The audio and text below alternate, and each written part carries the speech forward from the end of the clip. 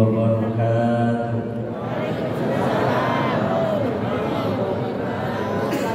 Alhamdulillahilladzi amarna bil jamaah wa nahana 'anit tafarruqi wal adawah. Wassalatu wassalamu ala sayyidina Rasulillah Sayyidina wa maulana Muhammad ibn Abdillah alladzi la nabiyya ba'da wa ala alihi wa ashabihi wa mawalah wa man tabi'ahu ila yaumil qiyamah, amma ba'du. وقال تعالى في القرآن الكريم أعوذ بالله من الشيطان الرجيم إنما المؤمنون إخوة فأصلحوا بين أخويكم واتقوا الله لعلكم ترحمون. Sadaqallahul azim. Pengatur waktu kemana nih orangnya? Yang saya hormati, terima kasih pecinya. Ini peci dari Pak Samsul, makanya dipakai. Tinggi banget. Kalau ada yang lebih tinggi enak. Jadi tinggi. Mudah-mudahan jadi amal soleh yang mengasih. Nanti yang ngasih sanksi juga ada doain. Karena yang bisa ngatur kiai itu tidak semua. Satu pengatur acara, berani ngatur kiai. Tukang cukur, ngatur kiai, mirip pak, mirip, tegak pak. Yang ketiga tukang foto. Oh, ngatur kiai kalau dipoto. Saya pernah dipoto sama istri. Itu tukang foto ngatur, senyum pak, senyum. Istri saya senyum, saya belum senyum-senyum. Senyum pak, dia nggak ngerti kalau saya senyum tuh bohong. Biasa, jadi saya emosi sama mau senyum mau kagak. Ini orang-orang yang juga ngatur kiai. Terima kasih kepada yang sudah ngatur waktu pada kesempatan ini, dan sekaligus saya sampaikan permohonan maaf kepada semua yang hadir setelah kita Idul Fitri. Mohon maaf lahir batin. Apa yang saya makan, saya minum di sini, moga-moga Bapak dan Ibu ridho semuanya menjadi amal soleh. Hadratal mukarramin, para alim, para ulama yang sama-sama hadir, yang tidak bisa saya sebutkan satu persatu namanya, tetapi mudah-mudahan guru-guru kita diberikan panjang umur, sehat walafiat, ditambah-tambah barokah dengan manfaat. Wabil khusus guru kita Ketua Masjid Jami Baitur Rahmah Buya Kiai Haji Gusti Mata Allah bitul hayati, moga-moga Allah berikan kenikmatan panjang umur, ditambah-tambah manfaat dan berkah, keturunannya soleh-solehah. Tokoh masyarakat, bapak-bapak aparatur pemerintah, RT, RW, semuanya yang sama-sama hadir. Bapak-bapak, ibu-ibu yang sepuh, yang masih nol, semua didoakan moga-moga sehat, biar wafatnya nanti husnul khotimah. Pengajian halal bihalal itu dalilnya bingung, sebab di kitab tidak ada babul halal bihalal. Tapi intinya maaf-maafan, apalagi sesama muslim kita, sesama mukmin kita. Jangan sampai karena beda pilihan partai politik kita bermusuhan, betul. Jangan karena beda madhab dalam agama lalu kita bermusuhan. Karena beda uruniyah, beda syariat, saling caci, saling maki. Yang mestinya mukmin itu bersaudara, tetapi tiba-tiba bermusuhan. Ini sudah tidak sejalan dengan ayat Al-Quran. Innamal mu'minuna ikhwatun fa aslihu baina akhwaykum. Sesungguhnya orang-orang mukmin itu saudara, maka luruskanlah urusan di antara kalian semua. Begitu kira-kira. Jelas? Jadi biasa. Mukmin dengan mukmin ada gesekan itu biasa. Tapi harus saling Bulan Syawal ini adalah momentum untuk kita muhasabah. Muhasabah apa? Mengevaluasi hasil Ramadan. Karena Ramadan itu kita dididik oleh Allah untuk menjadi orang yang jujur. Betul. Ramadan mendidik kita agar kita menjadi orang yang taat, orang yang disiplin, orang yang sabar, orang yang tawakal, orang yang menjaga mulut, orang yang menghindar segala maksiat. Dengan Ramadan ini, maka sekarang kita evaluasi di 11 bulan berikutnya. Siapa yang diterima puasa Ramadannya akan terlihat berubah akhlaknya menjadi semakin baik dari sebelumnya. Kalau asal puasa kan ular juga puasa. Betul. Kita puasa ini kan ibarat tobat. Karena dalam hadis sahih Rasulullah SAW bersabda, "Man shoma ramadhana imanan wa ihtisaban, ghufira lahu ma taqaddama min dhanbi." Barang siapa berpuasa di bulan Ramadan imanan wa ihtisaban, dengan iman dan karena Allah, maka akan diampuni dosa-dosanya oleh Allah. Artinya puasa itu adalah pencucian dosa kita agar kembali fitri, kembali kita suci, kembali kepada Allah Subhanahu wa ta'ala. Tetapi apakah semua orang berpuasa seperti itu? Mari kita buktikan. Makhluk Allah itu yang puasa ada manusia. Kalau manusia berpuasa, dia akan melepas dosa-dosanya. Yang kedua, ada juga ular. Ngerti ular? Ular. Ular juga berpuasa. Dia berhari-hari tidak makan, tidak minum, tidak keluar dari sarangnya untuk mengganti kulitnya. Kulit itu kan dosa.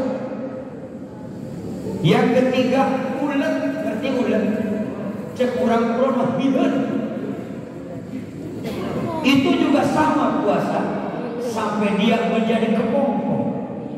Tiga-tiganya sama puasa, tidak makan, tidak minum, tidak kemana-mana. Yang membedakan adalah kalau manusia puasanya benar, kulitnya tidak berubah, wajahnya tetap yang itu, tetapi di hadapan Allah ia menjadi bersih, tidak berdosa, dan akan berubah akhlak perilakunya menjadi semakin baik. Ini yang qabul, ini yang puasanya mabrur. Moga-moga kita golongan yang itu. Kedua, ular puasa. Dia sampai ganti kulit, tetapi setelah ganti kulitnya bentuknya masih itu saja. Betul atau tidak? Warnanya pun masih itu saja. Cara hidupnya pun begitu saja. Berjalannya pun begitu saja. Makannya pun tidak ada perubahan. Kodok satu telek langsung.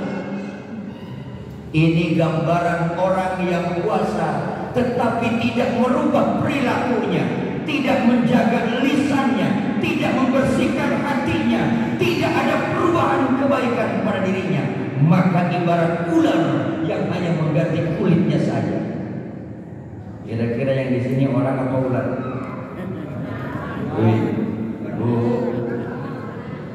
Baru habis Idul Fitri udah dibahas. Baru kurang sholat Id. Tadi lu di mana sholat? Dekat Biama. Apa banget katanya. Langsung tiba. Baru pulang sholat Id. Habis salam-salaman, puasa Ramadan sebulan, udah ngomongin apa mukenanya. Padahal dia nggak ngasih, tapi moyoknya apok pada orang. Ketiga, ada juga makhluk Allah yang berpuasa itu adalah yang disebut ulet alias ilet. Dia puasa menjadi kepompong, tidak makan, tidak minum, tidak kemana-mana. Anehnya kalau ular tadi tidak berubah warna, tidak merubah bentuk, tapi makhluk yang ini berubah warnanya, berubah bentuknya. Yang awalnya orang jijik dengan dia, setelah ia keluar dari kepompongnya, orang menjadi menyukainya, bahkan menjadi lambang I love you, karena ia menjadi kupu-kupu, punya warna yang indah, hingga hanya di bunga-bunga yang indah, yang diisap saripati bunga-bunga itu tadi. Inilah gambaran manusia yang berpuasanya makbul dan mabrur di hadapan Allah Subhanahu wa taala. Artinya sebelum puasa ia kotor, sebelum puasa ia tidak menjaga lisan, sebelum puasa ia tidak menjaga diri dari maksiat, tetapi setelah puasa ia kembali indah, setelah puasa ia kembali suci. Yang tadinya dibenci Allah menjadi orang yang dicintai Allah Subhanahu. Itu tujuan puasa. Kira-kira mau ikut ular, mau ikut kepompong? Kepompong? Maksudnya model kepompong gitu ya. Kalau kemarin sebelum Ramadan kelihatan tua, moga-moga setelah Ramadan ini jadi kelihatan muda. Gue seneng banget karena pinginnya muda, iya. Oh. Artinya perubahan yang dimaksud bukan perubahan duniawi, tetapi ada peningkatan pengabdian ibadahnya kepada Allah. Kalau tadinya dia itu ceroboh dalam ibadah, sekarang menjadi orang yang taat betulan. Kalau tadinya lisannya tidak pandai menjaga, padahal rajin dia ibadah, tapi tak pandai menjaga lidah. Setelah Ramadan ia jadi pandai menjaga lidah. Kalau tadinya kakinya selalu berangkat ke tempat maksiat, tangannya selalu mendolimi orang, hatinya dipenuhi hasud dan lain sebagainya. Setelah Ramadan itu semua dilepaskan, menjadi orang yang takwa, sebagaimana harapan Allah dalam Quran surat Al-Baqarah, bahwa tujuan puasa adalah la'allakum tattaqun, agar kalian menjadi orang-orang yang takwa. Bapak Ibu hadirin yang dimuliakan Allah, saya ini dari duhur belum makan. Jadi tadi sudah ngomong kedua ngaji, udah lama kita ada menerima dahani. Makanya pengen banget kalau keroncong ke ujungnya pasti madang. Ngirit-ngirit di rumah. Di sini kenyang, pulang kasih berkat, kan apa yang buat besok diangetin ya kan? Jadi ngaji jangan lama-lama kita ya. Nanti juga ngaji lagi. Intinya begini Pak Bu, hidup itu singkat, maka berbuat amalah sebaik-baiknya. Jangan ada hari yang tidak manfaat bagi kita. Jangan ada hari yang tidak manfaat. Sekecil apapun kemanfaatan, lakukan. Manfaat untuk diri, manfaat untuk keluarga, manfaat untuk tetangga, manfaat untuk agama, manfaat untuk negara. Intinya adalah khairun nas anfa'uhum linnas. Sebaik-baiknya manusia adalah mereka yang berbuat kemanfaatan untuk orang banyak. Masya Allah. Khairun nas anfa'uhum linnas. Di dalam kitab Nasaihul Ibad yang sering kita aji di sini, dikatakan di situ sebuah hadis oleh Syekh Nawawi Al-Bantani, khoslatani la syai'a afdalu minhuma. Ada dua perkara yang tidak ada yang lebih istimewa kecuali dua perkara ini. Pertama, al-imanu billah, iman kepada Allah Subhanahu wa taala. Dan yang kedua, wanafu bil muslimin, berbuat kemanfaatan kepada orang muslim.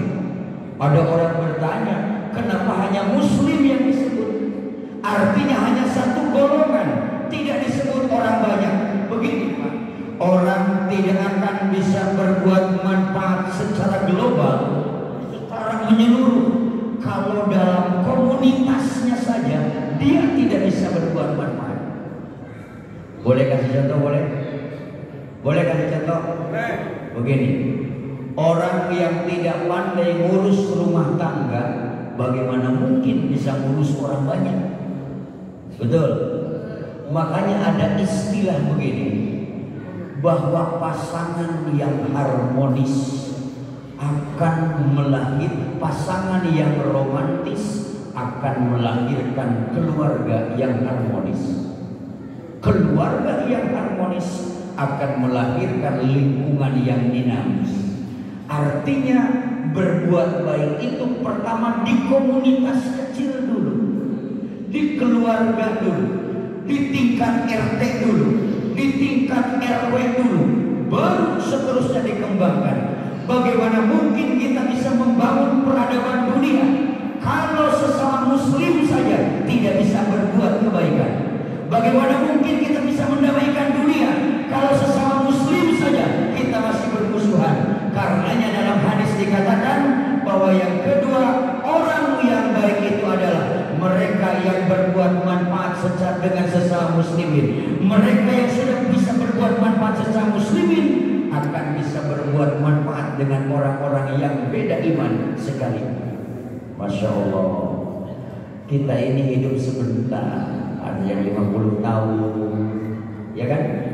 Ada yang 40 tahun. Ya zaman sekarang paling maksimal 90, 100. Itu udah gak karuan 100. Gak tahu udah bisa ke masjid apakah umur 100. Udah gak karuan lah. Tetapi singkat. Sedangkan orang yang baik dikatakan oleh Rasulullah SAW, khairun nas man tala umruhu wa hasuna amalu, wa syarrun nas man tala umruhu wa sa'a amalu. Sebaik-baik orang mereka yang panjang umurnya, baik amalnya.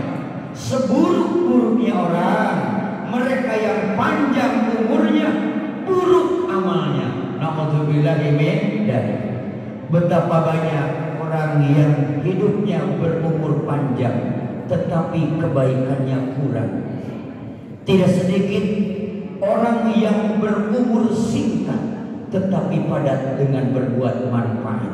Oleh karena itu harapan kita moga-moga kita berumur panjang dan terus berbuat manfaat. Sekalipun diberikan umur singkat, tak moga-moga kita bisa padat dengan berbuat manfaat.